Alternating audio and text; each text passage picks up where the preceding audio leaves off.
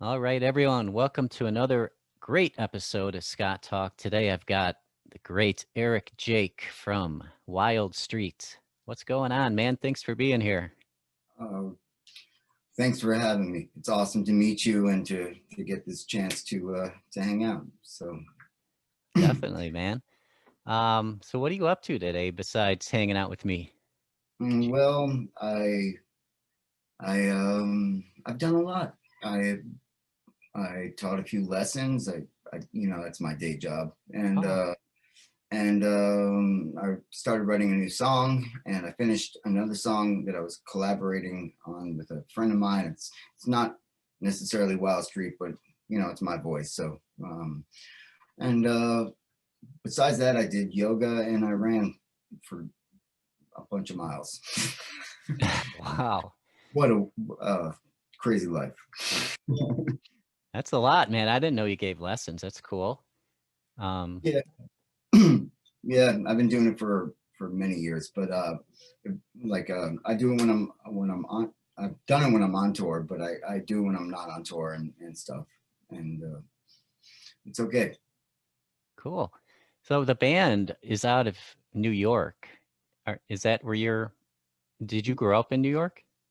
Well, I'm from I'm from like a small town upstate New York, but I've been here a while, and this is just like home base for now, at least. Okay. Um, So that's you're Mhm. like more you grew up more in the burbs, but now you guys are down. Are you still in the burbs or are Yeah, you no, no, I live in Brooklyn. I've lived here, as I said, I've lived in New York City for a while.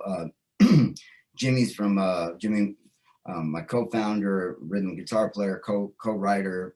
He's been in the band since the beginning. He's from Tacoma, Washington, and our drummer Lachlan Driver. He's from New Jersey, and Dominic is from the Bronx. So we're like, but we all live in New York now. okay? Cool, cool.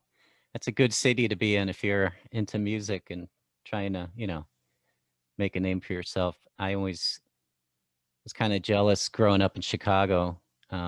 We didn't have that many bands that made it out of Chicago, so just a select few, but the ones that did were great. So Totally like Cheap Trick. yeah, Cheap Trick. I mean, that's great. Enough's enough.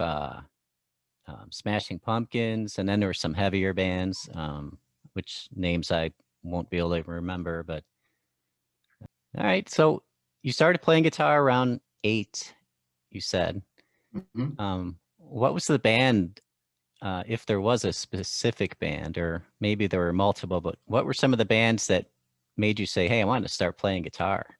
Cool. Yeah. So like when I was that young, MTV just came to my town or whatever. Like it was in the town, but I'd never seen it before, right? And so Right. I tried MTV, and like the bands that I saw were like Aerosmith and Guns N' Roses and Motley Crue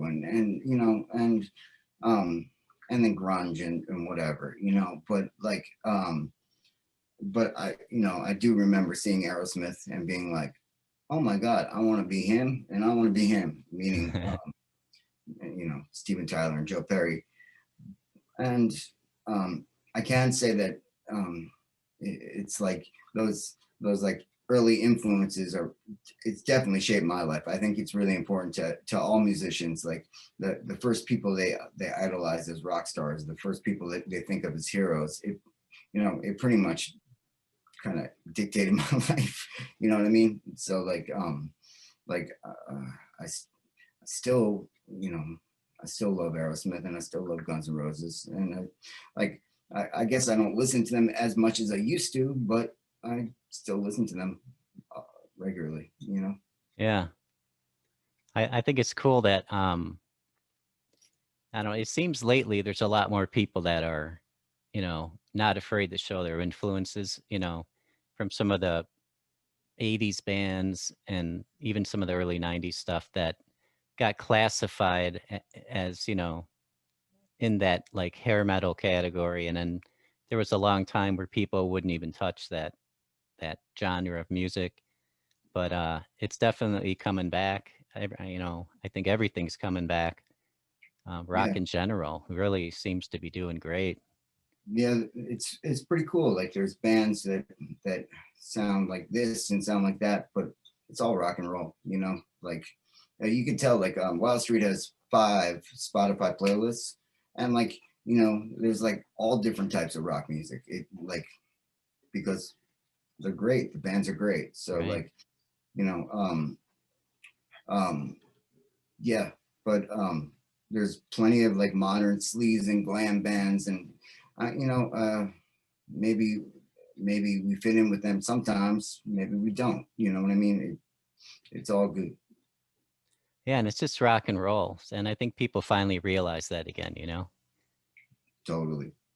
I mean, you can look how you want and just still be a great band. And, you know, it used to be, I think the look used to have to, you to have a look or try to have a look different from everyone else to try to get attention to your music. But now I think the music, especially with you guys, the music is attention enough. The look is just, you know, added bonus, you know? I Yeah, I think because like we all look different, you know. It's Yeah, like but I think like the thing that make you know it's important that every personality comes through, and that's what I think is great about Wildstreet. Like you know, my lead guitar player Dominic, he's a great guitar player. Doesn't he? You know, he plays different than I do, and I think he has his own tone. You know what I mean? I think that's fantastic. Jimmy's also a fantastic guitar player, but everybody could be like when you think about Kiss, you think about Gene Simmons and Paul Stanley. Like frankly, I don't like Kiss. I'll say that on the radio. I'm just not a fan. I hear them. I don't mind them, but I'm not a fan. But I think that you know everybody knew every member, and I think that is right. something about Wildstreet that I think is really important. And so like um, yeah, and so Yeah. where I was going with this, I don't know. But yeah, I think that it's about the show. You know what I mean? It's like if people want to see a great show, and they want to see. You know, when people come to a show, if every person in the band is charismatic, then it's that much better of a show. If it's just one dude who's like, who's killing it, then it's just like maybe it's an okay show, but it's not as good. You know? Yeah, yeah. I've talked to this with a lot of people I've interviewed, and you know, a stage show, you know, for a while in the grunge era wasn't really what it is and has been for since the beginning of time, really. You know, with the lights and all the theatrics and you know dressing up, you know, not looking like you're going to mow the grass, you know, before the way you show up on stage, you know. I think, you know, people, you know, there was that time period where none of that was cool in rock anyways. But I think really people really miss that. And especially nowadays, you know, the current state of the world, people need fun. They want to be entertained. They want to see a show, not just a guy standing there with the guitar, right? They Yeah, can go, totally. they can go to the bar and see that, you know, down the road. Yeah, yeah. That's really important. I think you know, Wild Street started, and we wanted to be a stadium rock band. You know what I mean? Like Yeah. we want like the show was just as important as the music, and the music was really important because it's like if I ever told you about how we recorded our first record, you would think I was crazy. But so like um so yeah, like from the beginning it was like a stage show, and it was trying to write like songs that were universal, and you know, and like um like for example, like you hear "Wanna Get It On" by the second by the first chorus, let's say by the end of the first chorus you already know the words. You know what I mean? Yeah. It's like that's what I think is important. You know, it's like, you know, it's something that's universal, something that everybody, no matter where you are in the world, they can hear it a few times, and they can chant along. You know, and I think at least that in the beginning, that's what it was about. as you, 14 years is a long time for being a band, you know what I mean? So like, you know, different periods of time, we have different ideas on what we want to do. But in general, I can say that when we started, we wanted to be better at being Def Leppard than Def Leppard. Gotcha. When did you start singing? Because you said you started playing guitar around 8. I'm just wondering. I started I started singing kind of a little bit later, but I was already like playing like these little like bars and hometown gigs when I was like 12 and 13, you know. So like I sang, I started like fronting my own band when I was 18 or something. Okay. And I had a bunch of little bands, and nothing was really that great. It was all like kind of like compromised. And then I met Jimmy, and we started Wildstreet, and it was like, okay, like of all the projects that I've done over the years, it's like the one people love Wildstreet. So when after I took a break from it because I was a little exhausted from it for a few years, it was like, okay, it's time to start Wildstreet again, you know, and because, you know, what the world needs now is Wildstreet. So was that in 2008, or are you talking the 2011 release when you said you took a break? Well, yeah, we took like a 3-year hiatus from Right. 2013 to 2016. And, Oh, that's the one. Okay. All right. Yeah. But yeah, but then we started again. We had new band members, and you know, as I said, Dominic and Lachlan, and stuff's just been easy. Whereas in the old days, everything was kind of hard. Yeah, gotcha. Yeah, I know you've already mentioned a few band members, but give me the names of all the band members and what instruments they play and how you met them. And okay, cool. Yeah, so Jimmy Marlowe is my rhythm guitar player. He's a co-founder. We write all the songs together, and we started the band. Dominic Martez plays lead guitar, and Lachlan Driver plays drums, and we have like a Wildstreet is kind of a gang, so we have like our friends who play bass with us, you know, and it kind of depends what year it is and also what gig it is. But yeah, like the 4 of us are the band right now. Okay. What's your who writes most of the songs? Do you guys kind of do it together, or? Yeah, well, Jimmy and I write most of the songs, but they're like we work with other people too. Like I wrote some songs with my friend Kyle Kelso, and he produced the first, co-produced the first album and produced the second album. That's Wildstreet 2009 and Wildstreet 2 Faster Louder. And he and I like co-wrote Poison Kiss, Easy Does It, Cocked and Ready, Hot Licks, Want to Get It On was like a 3-way co-write.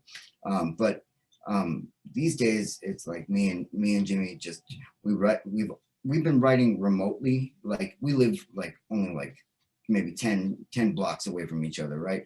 But we always just we do our thing, and we work remotely, and like we send each other emails with like song ideas and different things that we've done to the song that we're working on. And like it's worked this way, and it's not always the fastest way, but it seems to lead to pretty good results because most of Wildstreet 3 was written this way. Very cool. Yeah, the advantages of technology, huh? Yeah, man. Like I guess like yeah, like I've been recording at home since the first Wildstreet record. You know what I mean? Right. I'm ready to rock, man. Yeah. So tell me about the first record was released 2008, and you said I'd be surprised if I learned how you recorded it. Is that what you said earlier? Yeah, it was OCD to the like, okay, so we really wanted to get we wanted to be authentic and sound like Def Leppard. So the guitars were recorded on with a Rockman X100, one string at a time. Like we layered, like we were recording in a basement for the first half of the record. The second half was I finished in my home studio, right? But the first half of the record, we were in the studio in Soho, and we would do like me and our producers and Jimmy and we would do like um like like hand clapping and haze and like, so like it would be like takes and takes and like then they're flying on top of each other and cut it up and bounce it and it becomes this massive thing, right? And like, you know, we tried to be as true to the to the Mutt Lange kind of style of in Def Leppard and whatever, and so everything is very it's very OCD. Okay.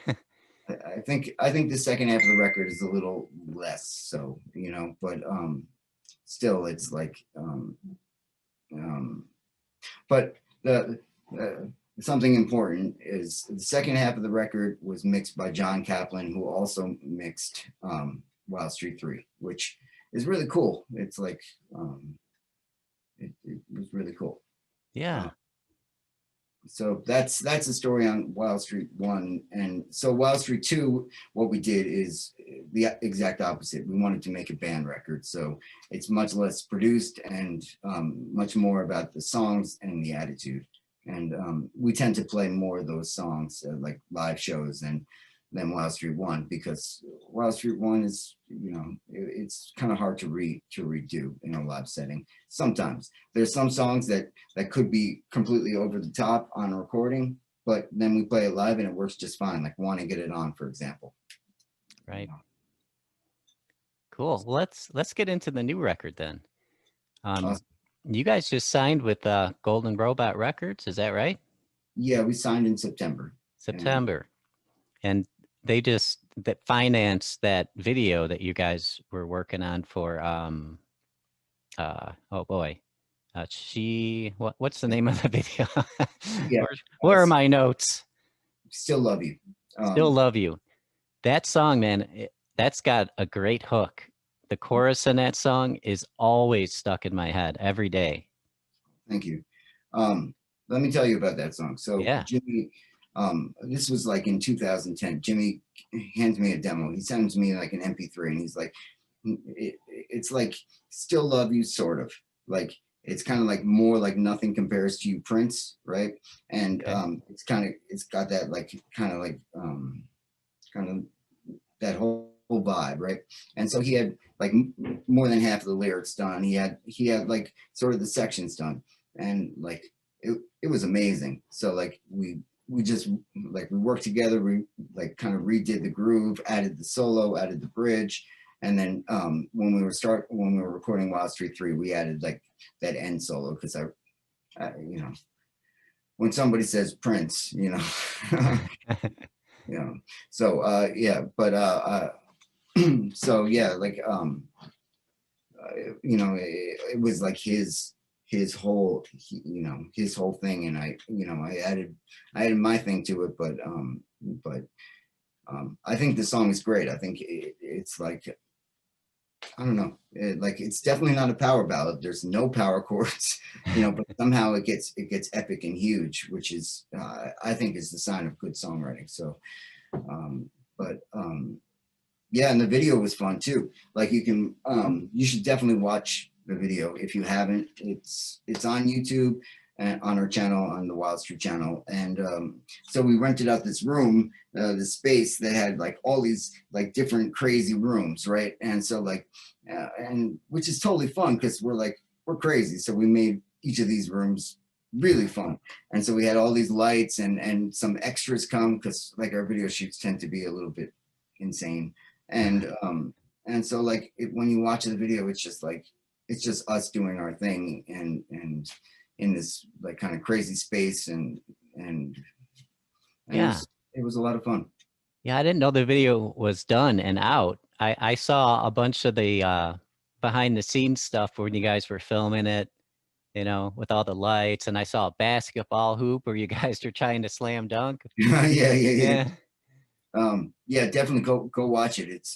It's I'm, I'm pretty proud of it. I think we given the situation of the world, given the state of the world, it came out really good. And it's so Yeah, everything I saw looked fantastic. And like I said, the hook for that song, uh, I want to sing it just to prove to people I know the song because I couldn't remember the name of it, but I'm not going to because this is out there forever and I cannot sing. So,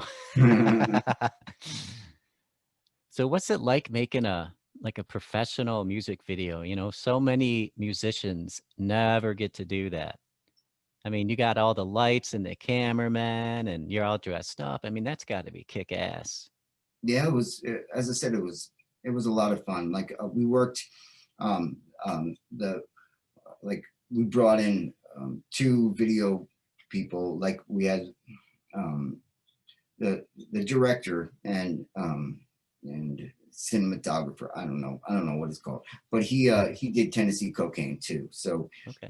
he just had his camera and he shot some stuff and we also had like two photographers there taking pictures of us and again like our friends came and just hung out and like I guess like it was probably like the first time that we've all gotten together and gotten to see everybody and and so like yeah it's generally pretty much insanity when wherever when we shoot videos and yeah that's the best way to describe it.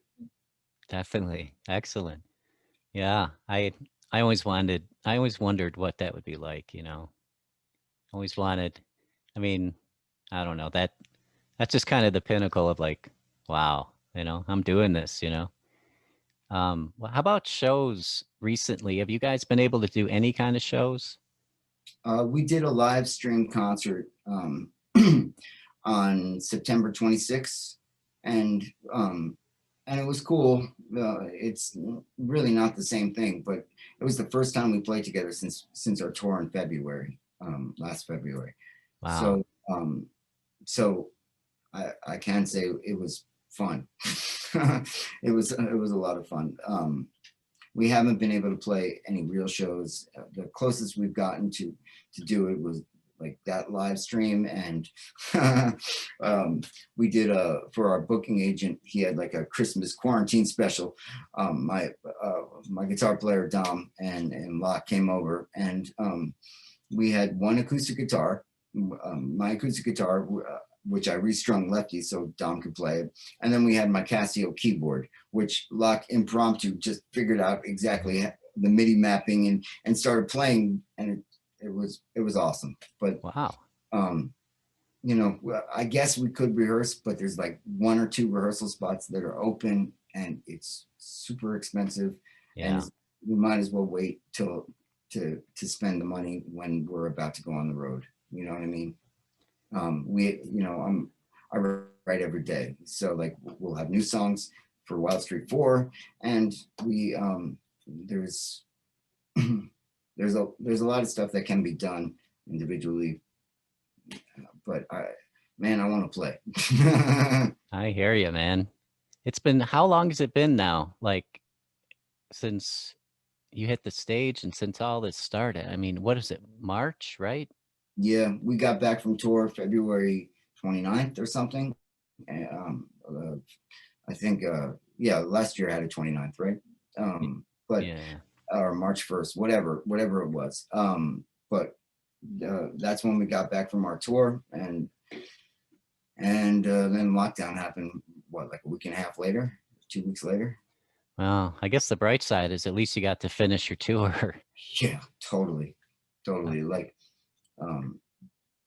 yeah, and that was right about the time that like February 20th we played Knitting Factory in New York. February 21st was our first date out of town, and we released Born to Be, which um,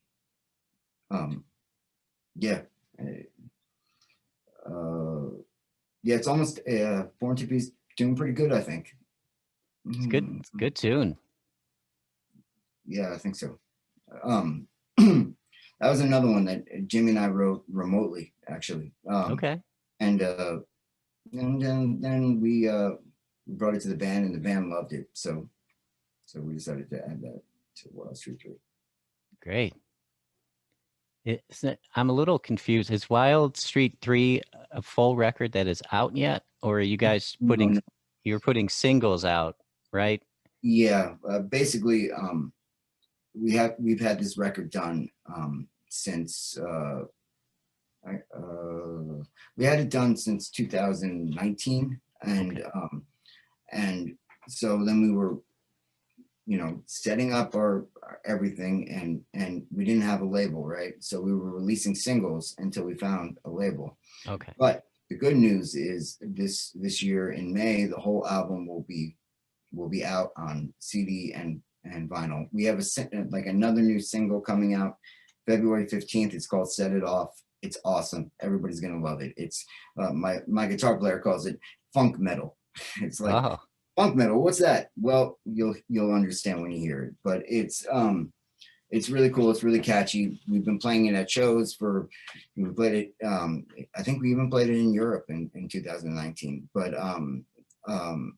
it's another song where everybody in the crowd will know the words immediately. So I think people will like it. And so with the album, we'll put out one more like the lead single, and it's a 7-minute song. It's called Mother, and and because it's a 7-minute song, we chose to do another video for that song rather than do one for the single in February. But yeah, I can't wait for everybody to hear these new songs, and there's more. So yeah. Great.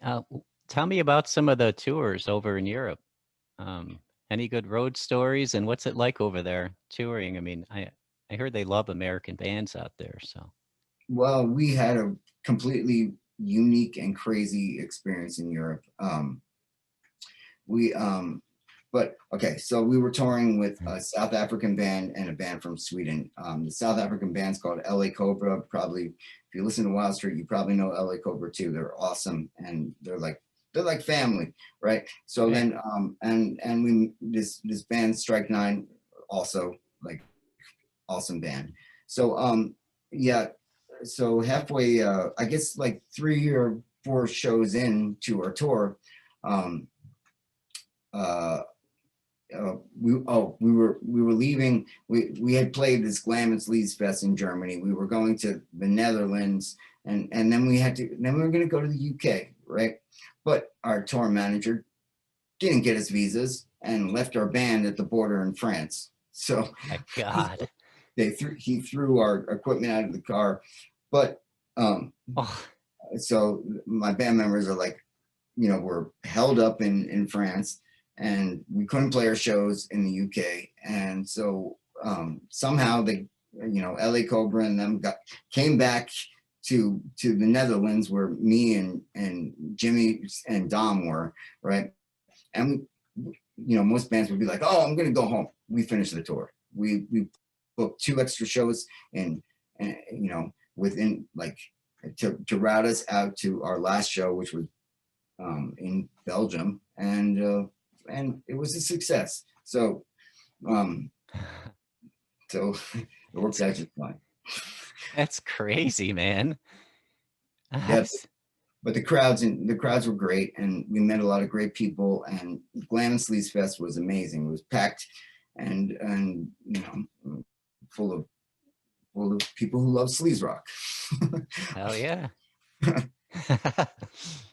uh, how did Golden Robot Records get? How did you guys get that deal done? Did they approach you guys, or did you just kind of send out a bunch of, you know, feelers out to different record companies? Or Well, yeah, like we had different labels interested and different offers, but basically, I was doing a collaboration with another band on Golden Robot. They're called Minefield, Oh yeah. And so, I was talking to Brandon, and Brandon said, "Hey, I'm working with Golden Robot Records." At the same time, our song "Born to Be" was on Spotify Hard Rock, and so was Shotgun Mistress. Yeah, and so I heard their song over and over. I checked them out, and it said Crusade Records and Golden Robot Records, and I was like, "Okay, I'm gonna write to them." Yeah. And so, Mark wrote me back after I wrote him an email. He's like, "I'm interested. Let's do a Zoom meeting." And so we talked on Zoom, and it was the easiest thing ever. Like they were the perfect label. He was totally cool. And so within a couple of weeks, we signed the deal. Great. Yeah, I had John Merchant from Ghost of Sunset on the show, and he's from that label. And Yeah, John's awesome. I love yeah, Ghost. what a great guy. Yeah. Yeah, he was excited about that. And I was telling him, that label really seems to care about the music and the bands, So Good roster and good people who run the label. It's cool. It's really cool. Yeah. So what is you talked a little bit about your recording process, how you guys sort of do your own pieces on your own, right? Well, yeah, that's for demos. Wildstreet That's 3, I didn't want to do any home recording. okay. It's a rock record in the classic sense. Everything was done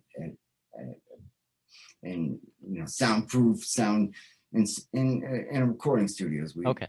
And our producer, his name is Kyle Pass, and he he's a great guitar player. He's somebody who I knew around, he's friends with. And, I asked him, I was like, "Hey, will you produce Wildstreet's new record?" And he killed it for us. So Great. You never know nowadays. I had Jason Beeler from Saigon Kick on the other day. He's not in Saigon Kick anymore, but a lot of his stuff, I think I never asked him, but I'm assuming a lot of it he did at home, which is crazy because it sounds fantastic. So, yeah. you never know how people are doing it. Sometimes they record at home and then send it off to the producer, and then everyone, and they mix it, and Mm-hmm. yeah. Yeah. So, it's great that you're in the studio. That's the way to go, but yeah. Yeah, totally. Some things should be recorded. Rock and roll should be recorded in a studio, I think, in my opinion. I do too. If you can all be in the same room while you're recording, playing together, Yeah. you can hear it. It's odd, but your ear knows. There's just a different sound when everyone's playing together, as opposed to everyone's in different parts of the country or whatever, and they're all doing their parts, and then it all gets thrown together. There's a difference, right? Yeah, I'd say so. There's, again, it depends what you're going for. If you're going for a band, then you want everybody's personality. If you're going for, like, it's my project, and I want, I want you to guest appear on, then Yeah. record when it's comfortable. It's all good. Yeah, you're right. It's very situational. I tend to generalize, but it's all good. Have you ever had an opportunity that maybe you passed on, and then thought back later, maybe a year later, and thought, shit, maybe I shouldn't have passed on that? Well, there's one that I will definitely say. We had the opportunity to open for 69 Eyes in Europe, and we, because nobody wanted to, because it would have cost a lot, and nobody had the money at their disposal, and nobody was working too hard to try to find the money. We didn't go, and I regret that. Yeah. I would have made it. If it was me right now, I would make it happen, no matter what. Right. Gotcha. Yeah. Yeah, that would have been a good one. But Yeah. hey, it all comes back around. You're doing it now, man. People are going to be wanting to open for you soon. Okay. Well, hey, you're on Scott Talk now, so I mean, that makes you officially a huge rock star. So all these doors are going to start opening up for you. Like, I'm I'm kidding, everyone, of course. Not that doors won't open for him, but because it will be because of me. Because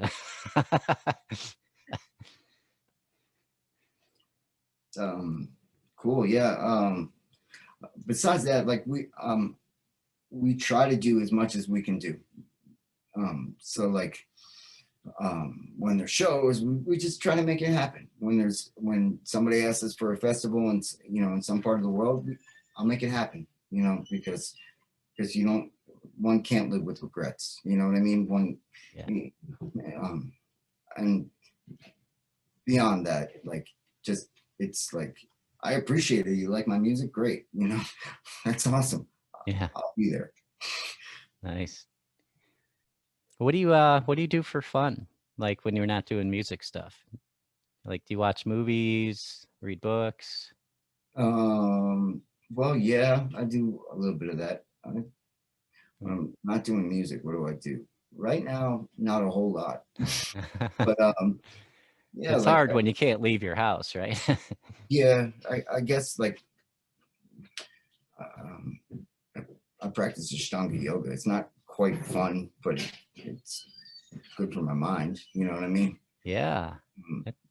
And let's see. I don't know. I like it's crazy. Like in 2019, everything was about getting the world tour together for 2020, and now it's like trying to get stuff together for this year. You know what I Yeah. mean? So it's kind of like, and writing too is like there are days that go by, and like I'm like, oh my god, like it, and I've been obsessing over like one line on a song. I'm crazy, man.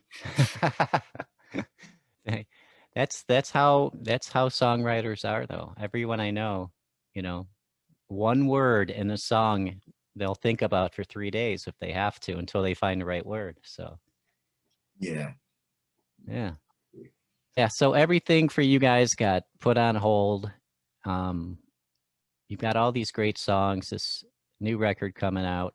So 2021, um, I know you can't predict, but I'm thinking it's gonna get a lot better, and as soon as just a few more months, I think.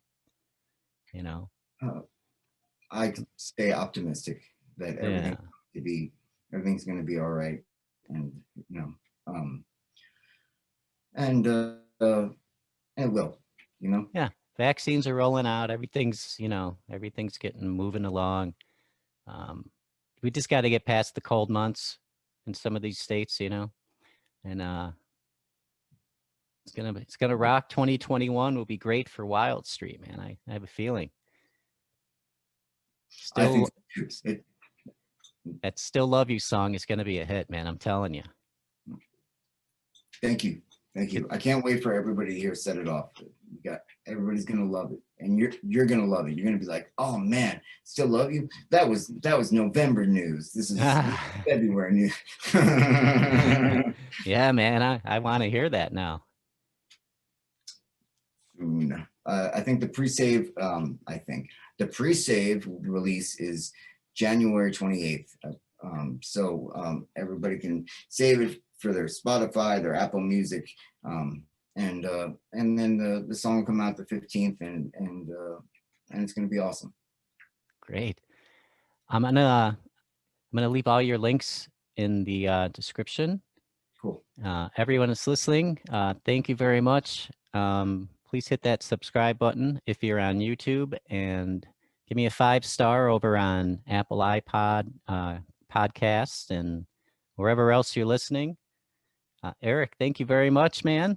Thank you so much. Come back anytime, and You rock, man. No, you rock. All All right, don't forget right. about us little guys here, okay? Thanks. Thanks so much. All right, take care, man.